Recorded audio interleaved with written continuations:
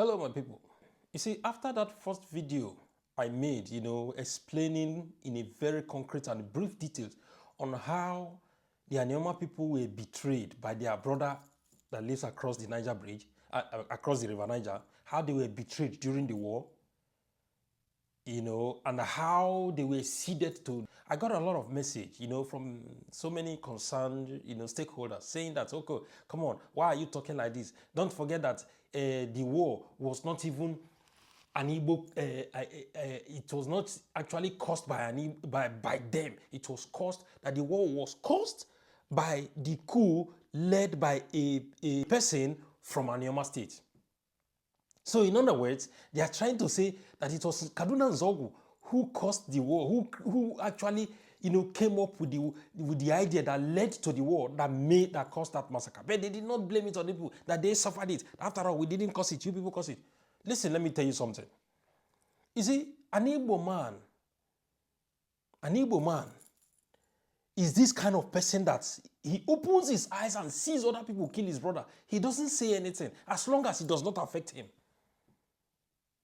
The intention for an Anioma man to join hands, fight, hand in hand and fight the enemy, join hands with their brother to fight the enemy, is because of the kind of hearts they have. Yes. These killings, this victimization, this whole thing that you see happens to Igbo in the north did not start today. It started when the Sadwana of Sokoto instituted it on the minds and hearts of the people, that you see these people here, they are more like our slaves. We must treat them as such. That was when they started to kill Igbos in the 60s. Yes, after the creation of Nigeria. Other Igbo people there they were like this. As long as it's not affecting me, you see them killing your brother, you do like this. It was Kaduna Nzogu who said, no, I will not allow this. These are my people. Even if the idea in Nigeria is to be one, the nation was created so that everybody will be one. Why would this thing continue? Kaduna Nzogu, even when he was in London, going through training, through this military cadets training, this same Sadwana of Sokoto came to that place and still instituted the same thing in the Nigerian military camp. They're letting them know that God has given us Nigeria. When you finish your training, come back so that you can take over Nigeria for your own good. It is for you and your... And Sadwana of Sokoto was looking at him like this. Kaduna Nzogu was looking at him. It is still that Kaduna Nzogu that bite him. Yes, because of the values which they wanted to plant in Nigeria, that they knew very well that this thing was going to go further. What led to the war? Ojukwu was tired of the way Igbos were being killed left, right, and center, left, right. Other Igbos were there, they didn't do anything. Other Igbos were in the military there, they did not do anything. It was Kaduna Nzogu who said, no, these my brothers, I will not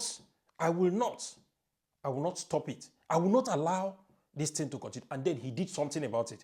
Now, today, look at, they are blaming that it was even you people, Anioma. You see why an Asaba person or an average Anioma person does not trust these Igbos across the Niger.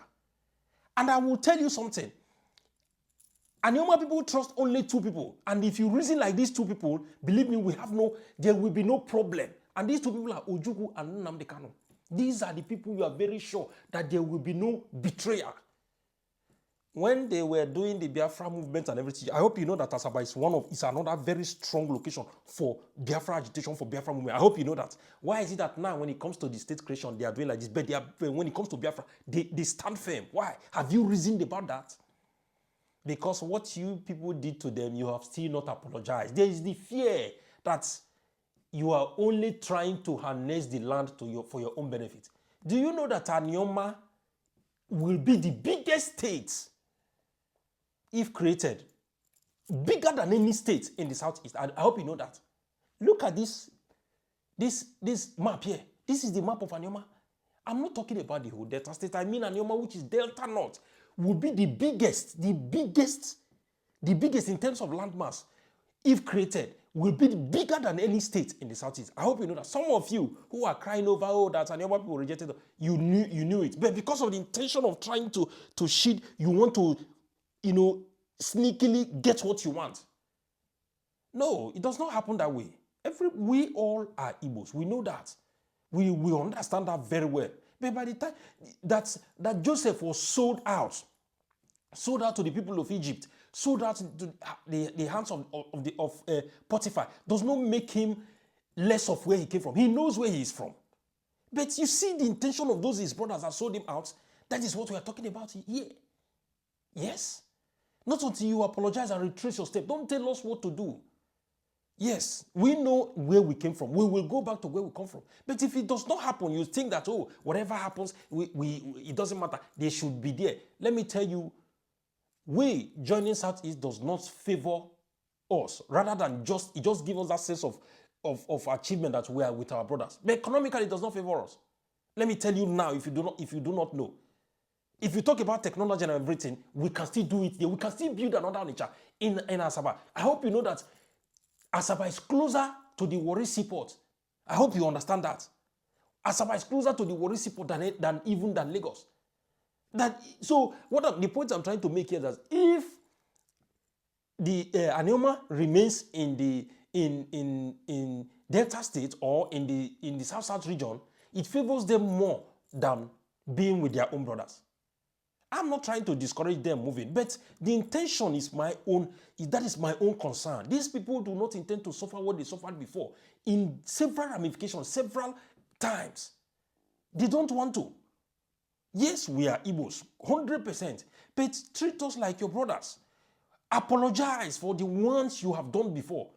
Do not try to impose your own value, telling us that, well, if you want to belong to us, it's either we take the state capital or we relocate the state capital somewhere else. No, we decide what happens to us. Yes. So that is what I'm trying to point out here. Nobody is hating the Igbos for whatever. They are our brothers. They are one. They are not like we are one of them. We are one. We are one. We are one. But take away the intentions of trying to sell out your own brother just for nothing. If Anioma State is not actualized now, and then they keep they get their Ititi State or their Adada State or their Anim State inside the state Dutch nation that was given to them, it does not bring any economic value to you. I hope you know that. You are still in a small circle. No matter how you break particles, it's still a small particle. Yes, it is still a small particle. But landmass, look at the Delta State. This landmass added to you. It was still this action that made them to fragment, take away River State, take away Cross River, take away the others, and then turn the entire Southeast, a whole great Southeast, into a very small, tiny dot. So you must play a very good politics. Do not make these people remind them of their wounds. Nobody has come to apologize to Asaba people for what you did. You must do that. Apologize to them so that they will retrace and join back their brother. And then the economic benefit and every benefit that these have to bring will be for everybody. See you again in our next video. I remain your boy, Jude. #1, Anioma and Asaba guy. Bye for now.